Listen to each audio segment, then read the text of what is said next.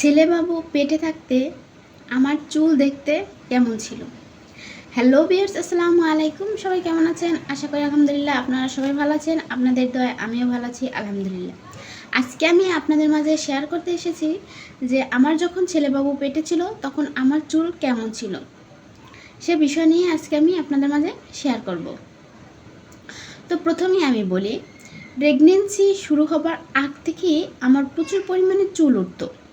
তো যখন আমার প্রেগনেন্সির বয়স 1.5 মাসের মতো হয়, তখন আমি যখন আলট্রাসোনোগ্রাফি করানোর জন্য ডক্টরের কাছে যাই, তখন আমার আমি একটু হেলদি ছিলাম, সেজন্য ডক্টর আমাকে বিভিন্ন ধরনের পরীক্ষা দিয়েছিল, হরমোন টেস্ট, আরও বিভিন্ন ধরনের পরীক্ষা। তারপর ধরা যায় যে আমার থাইরয়েডের সমস্যা আছে, প্রচুর পরিমাণে থাইরয়েড, একদম অনেক লেভেলে চলে গেছে, 500 লেভেলে। তো তারপর আমাকে কন্টিনিউ ওষুধ দেয়। আর এই থাইরয়েডের কারণে আমার চুল পড়ে যেত। তো আমার এতটা পরিমাণে চুল পড়ছিল তখন, যা বলার মতো না। দেখা যায় ডায়াবেটিসের রুগী, তারপর ক্যান্সারের রুগী, এদের যে পরিমাণে চুল পড়ে, ঠিক অমনি আমারও চুল একদম পড়তে পড়তে পড়তে খুব অল্প কিছু চুল ছিল। তখন আসলে আমি জানতাম না যে আমার এই থাইরয়েডের জন্য এরকম চুল পড়ে যাচ্ছে। তারপর আমার এই চ্যানেলে থাইরয়েডের বিষয়ে অনেক কিছু অনেক কিছু আছে থাইরয়েড নিয়ে। আপনারা চাইলে ভিডিওটা দেখে আসতে পারেন।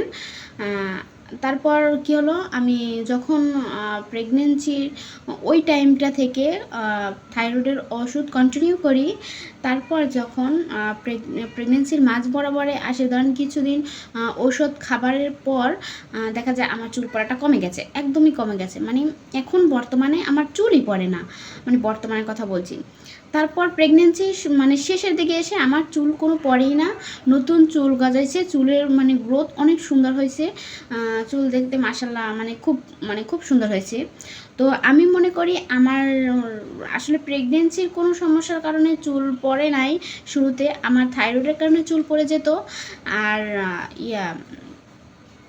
যখন আমি ওষুধ কন্টিনিউ করি তখন আবার আমার চুল পড়া কমে গেছে। তো প্রেগনেন্সির শেষের দিকে আবার প্রচুর পরিমাণে আমার চুল গজাইছে, তারপর চুলের সৌন্দর্যটাও অনেক বৃদ্ধি পাইছে। তবে আমার যখন মেয়ে বাবু পেটে ছিল তখন আমার চুলের শুরু থেকে শেষ অবধি পর্যন্ত সেই সুন্দর হয়েছিল, চুল লম্বা হয়েছিল, তারপর দেখতে খুব সুন্দর হয়েছিল যখন আমার মেয়ে বাবু পেটে ছিল। তো ছেলে বাবুর সময় এটা আমি শিওরলি আপনাদের বলতে পারতেছি না, এই জন্য যেহেতু আমার একটা প্রবলেম ছিল, প্রবলেমের কারণে চুল পড়ছে। আবার যখন ওষুধ খাইছি তখন প্রবলেম শেষ হবার পর আবার চুলের গ্রোথ ঠিক হয়েছে। তবে মেয়ের বেলাটা তো বললামই, মেয়ের বেলার সময় আমার চুলের গ্রোথ অনেক সুন্দর ছিল। যাই হোক, এটা কিন্তু মনে করেন আপনার ছেলে হোক বা মেয়ে হোক, এক একটি বাচ্চার সময় এক এক রকমের মানুষের হরমোনের পরিবর্তন আসে, হরমোনের ওঠানামা করে।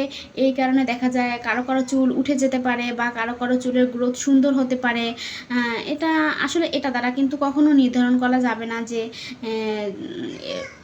ছেলে নাকি মেয়ে। চুল পড়লো না তাহলে মনে হয় এই বাচ্চাটা, তাহলে চুল উঠলো তাহলে মনে হয় এই বাচ্চাটা, আসলে এরকম কখনোই নির্ধারণ করা যায় না।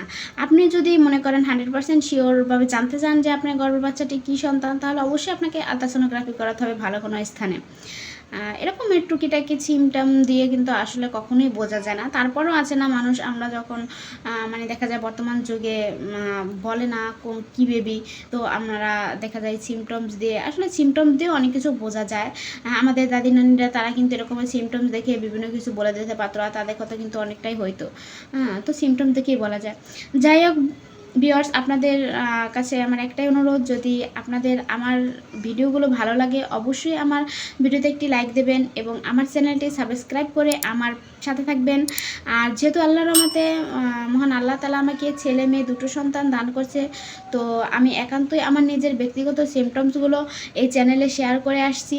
বিভিন্ন ধরনের সিমটমস শেয়ার করা আছে, সামনে আরও সিমটমস আমি দেব। তো আপনারা চাইলে ওই ভিডিওগুলো দেখে আসতে পারেন এবং সাবস্ক্রাইব করে আমার সাথে থাকবেন পরবর্তী ভিডিওগুলো পাওয়ার জন্য। আরও বিভিন্ন ধরনের ভিডিও আমি আপলোড দিব, আমার ছোট বেবির কেয়ার সম্পর্কে, আমার বড় বেবির কেয়ার সম্পর্কে, সিজারিয়ান সম্পর্কে বিভিন্ন ধরনের ব্লগ ইত্যাদি বিষয় আমি শেয়ার করব আপনাদের সাথে। আর আপনাদের যদি আমাকে ভালো লাগে অবশ্যই আমার সাথে থাকবেন। আজকে এ পর্যন্তই, সবাই ভালো থাকবেন, দোয়া করি। আল্লাহ হাফেজ, টাটা, বাই বাই।